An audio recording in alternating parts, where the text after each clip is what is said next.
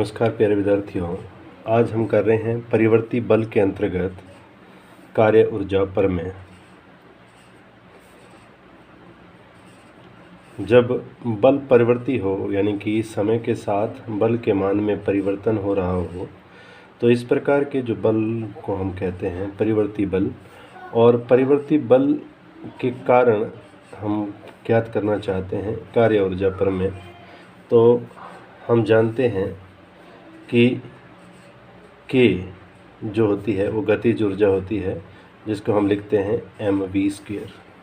गतिज ऊर्जा के बराबर 1/2 mv² होता है। ये हमारा फॉर्मूला होता है, सूत्र होता है। गतिज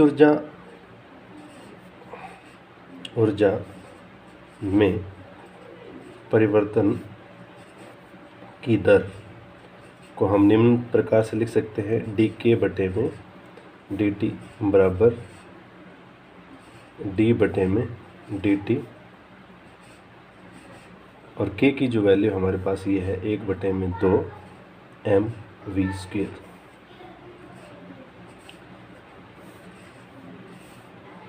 इस समीकरण में 1/2 कांस्टेंट है और वस्तु का द्रव्यमान नियत रहता है, बदलता नहीं है।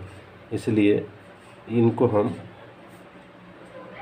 अवकलन के ऑपरेटर से बाहर ले आएंगे और हमारे पास अंदर रहेगा d/dt v²। अब क्योंकि परिवर्ती बल है तो वस्तु के वेग में परिवर्तन होगा, तो सिर्फ परिवर्तनशील यही है, इस कारण ये अंदर है।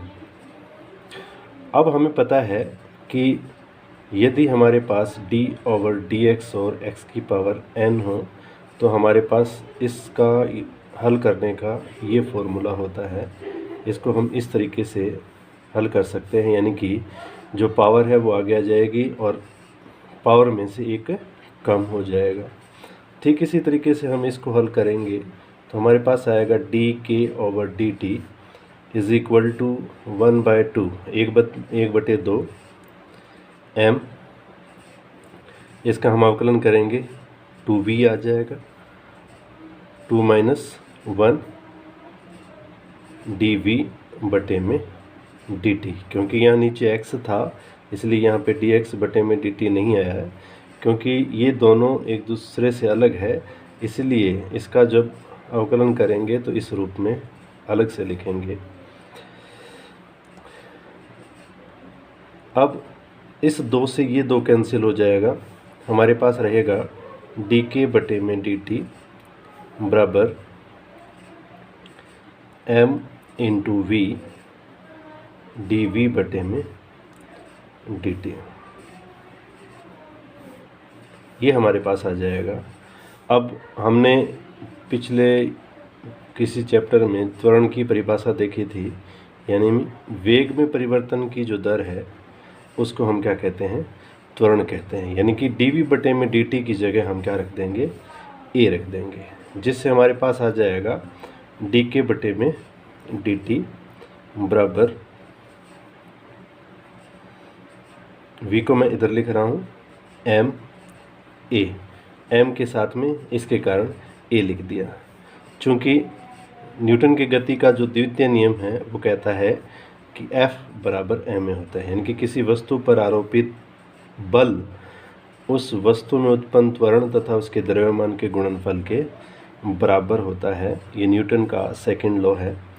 और इसी सेकंड नियम से हम लिखेंगे dk/dt is equal to F, इसकी जगह हमने F लिख दिया इंटू v कर दिया। ये हमारे पास इक्वेशन आ गई, ये 1, ये 2 और ये 3rd। अब हम जब वेग के बारे में पढ़ रहे थे तो तात्क्षणिक वेग को हम लिखते थे v बराबर dx/dt। तो इसमें भी हम वेग की जगह क्या रख देंगे, dx/dt रख देंगे। तो हमारे पास आ जाएगा dk/dt बराबर F इंटू dx/dt। इधर ये dt से ये dt कैंसिल हो जाएगा, हमारे पास रहेगा dk बराबर f dx। ये हमारे पास इक्वेशन नंबर 4 आ जाएगी।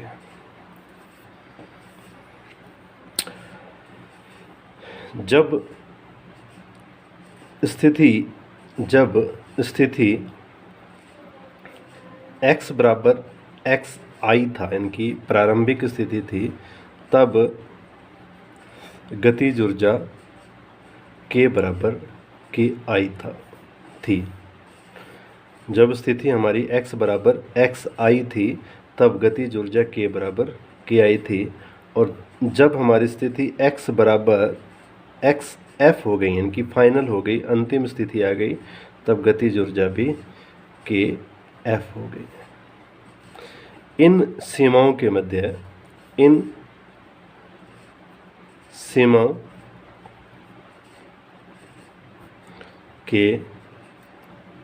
मध्य हम समीकरण 4 का समाकलन करेंगे।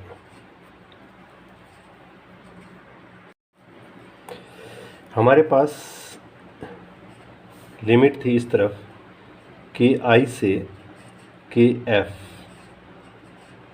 जबकि यहाँ पे हमारे पास था dk बराबर इंटीग्रेशन इस तरह था xi से xf, मतलब प्रारंभिक स्थिति से अंतिम स्थिति। इस स्थिति में f dx लिखेंगे इसको। अब चूंकि हम जानते हैं कि इंटीग्रेशन xi मतलब किसी वस्तु को प्रारंभिक स्थिति से अंतिम स्थिति तक ले जाने में अगर dx विस्थापन होता है तो इस परिवर्ती बल द्वारा किया गया कार्य W द्वारा व्यक्त किया जाएगा। किसके द्वारा व्यक्त किया जाएगा? W द्वारा। इसके द्वारा किया गया कार्य W द्वारा व्यक्त किया जाएगा, अर्थात यह कार्य होगा, अर्थात KI KF बराबर, ये dk है, बराबर W आ जाएगा। इसको हम इंटीग्रेट करेंगे तो k आ जाएगा, और d और इंटीग्रेशन d से d जो है इंटीग्रेशन से कैंसिल हो जाएगा। यहाँ पर लिखेंगे k और ये KF बराबर W। इसको हम लिखेंगे KF माइनस KI बराबर W, और ये क्या है? गतिज ऊर्जा में परिवर्तन है, इसे डेल्टा K भी लिख सकते हैं। और ये जो समीकरण है, ये समीकरण हमारी ये व्यक्त करती है कार्य ऊर्जा प्रमेय को। ये ऊर्जा है और ये कार्य है, कार्य ऊर्जा में संबंध को व्यक्त करती है। धन्यवाद।